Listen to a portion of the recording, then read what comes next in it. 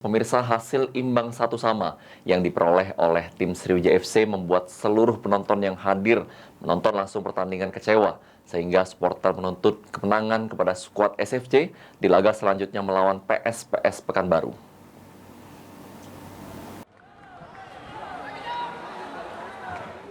Hasil imbang 1-1 yang diperoleh oleh SFC membuat seluruh penonton yang menonton langsung pertandingan di Stadion GSJ kecewa berat, hingga saat ofisial dan pemain SFC hendak pulang ke penginapan dari stadion dihadang oleh supporter setia Sriwijaya FC.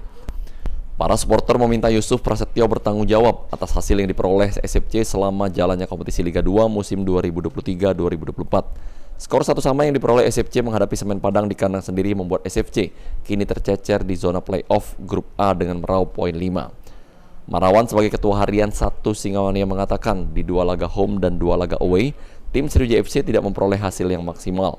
Marwan menuntut kemenangan kepada skuad Sriwijaya FC di laga selanjutnya melawan PSPS Pekanbaru. Namun jika tidak memperoleh hasil maksimal, Marwan meminta Coach Yoyo angkat kaki dari bumi Sriwijaya. Tuntutan kita jelas, 4 pertandingan, 2 laga home, 2 laga away tidak memuaikan hasil yang maksimal. Kemenangan laga pertama bisa dibilang keberuntungan. Skema permainan, ritme permainan tidak jelas, Coach. Jadi kita menuntut agar berbenah. Dia berjanji selama satu putaran kalau tidak ada perubahan dia akan siap dievaluasi. Tapi kami hanya menuntut 1 pertandingan lawan PSPS Pekanbaru. Kalau hasilnya tidak maksimal, silakan angkat kaki dari bumi Sriwijaya.